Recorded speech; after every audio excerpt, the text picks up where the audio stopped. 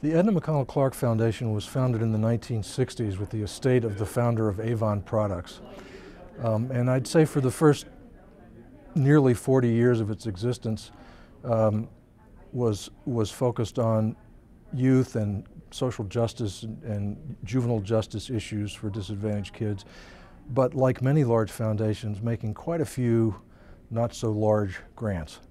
And Mike Balin, who was running the foundation in the late 90s and earlier in the first decade of this century, turned it on its head and said, let's become true venture philanthropists and truly invest in our grantees, fewer of them with more money for longer periods of time, and surround the grant with technical assistance and non-financial supports of the kinds that our grantees need to grow. I think we're very cognizant, I want to repeat this, of the community-based nature of a lot of social change, most social change in fact. And not every nonprofit should grow. You could break a nonprofit very easily with this approach. So we have to be very selective and get that right and be flexible, I think, in how we manage each relationship to be cognizant of the bumps in the road. What we need is more experimentation around collaborative funding structures. Most of what goes on in collaborative funding is ad hoc, based on personal relationships, kind of by chance.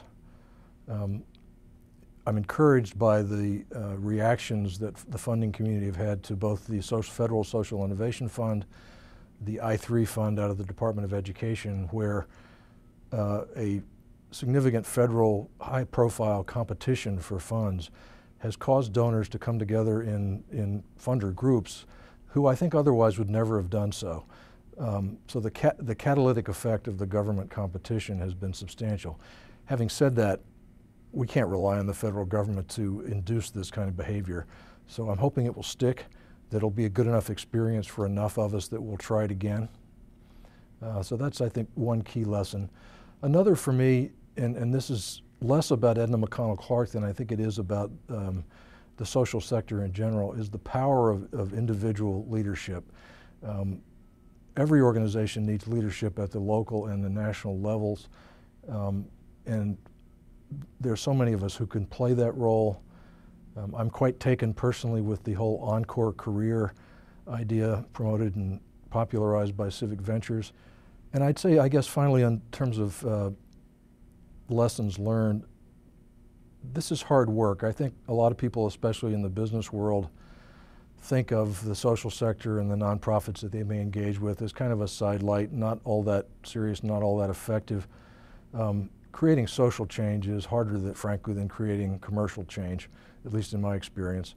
And so I applaud any effort to shine light on the work of the social entrepreneurs and to back those. When I began to meet Wendy Kopp and J.B. Schramm and John Schnurr and folks like that who were people who could have done anything in the world, and they chose to forego personal wealth creation from the get-go and go after some big social problem with a vengeance and in a very business-like way.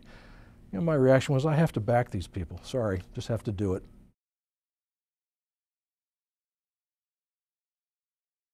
I think that one of the things networks do is they take on characteristics of their own beyond their founders, if you will. If you can bring enough interesting people into your work and put them together, things will happen you never dreamed of and that you don't have to actually drive yourself. That's the power of networks. I began to sense that here at SVP, and really look forward to tapping into it.